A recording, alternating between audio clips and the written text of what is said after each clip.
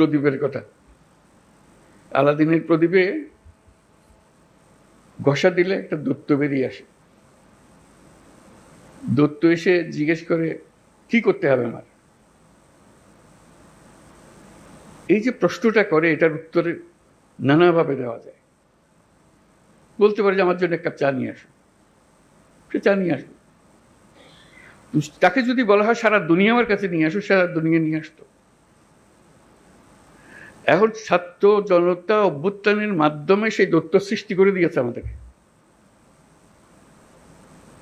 আমরা তার কাছে কি চাইব? আমরা কি তার কাছে এক কাপ চা চাইব, নাকি আমাদের দুনিয়া পাল্টে ফেলতে চাইব? এটাই হলো আমাদের হাতে। কাজে কোনো বিষয় ছোট আকারে না দেখা, যে আমরা এই জাতিকে একেবারে সমস্ত সম্পূর্ণ ভিন্নভাবে তৈরি করে দিয়ে যাবো, এটাই আমাদের হাতে সুযোগটা এসছে। এরা ছাত্র জনতা আমাদেরকে এই সুযোগ দিয়েছে। সেখানে ছোটখাটো বিষয়ের মধ্যে আটকে গিয়ে আমরা যেন মূল বড় জিনিস থেকে হারিয়ে না ফেলি। আমরা বড় জিনিসের জন্য যাই, যে এই জাতিকে আমরা যেভাবে চালু করে দিলাম, এটা খালি উপর দিকে উঠবে, এখন আর নিচে ডাইনি বাঁয়ে তাকানোর আর দরকার নেই। ওই অংশটা করা। আমাদের এত সংস্কার কেন দরকার হচ্ছে? দরকার হচ্ছে সব পথঘাট বন্ধ করা, স্বৈরাচার আর কোনো দিক থেকে যেন বাইরে আসতে না পারে আমাদের। এইটি আর কিচ্ছু না, বাকিটা আমরা জানি। স্বৈরাচারের রাস্তাগুলো বন্ধ করে দেওয়া, প্রত্যেকটা, কোনো দিক থেকে সে যেন আর বাইরে না পারে। তো সেই স্বৈরাচারকে বন্ধ করতে হলে আমাদেরকে সব একমত হয়ে এটা করতে হবে। দ্বিমতের কোনো জায়গা এখানে নাই।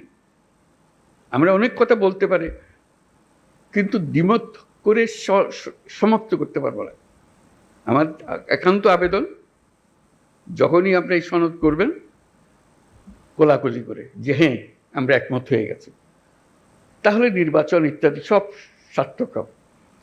যতই আমরা ওই নোকটা দিয়ে দিয়ে যাই, এখানে করবো, এই দিয়ে দিতে পারি, আমাদের মনের আশা ব্যক্ত করতে পারি, কিন্তু যেই মহান ঐক্য আমাদের দরকার, যেহেতু ওই আলাদিনের দৈত্য আমাদের সামনে আছে, তার হুকুম দেওয়ার আমার সুযোগ আছে।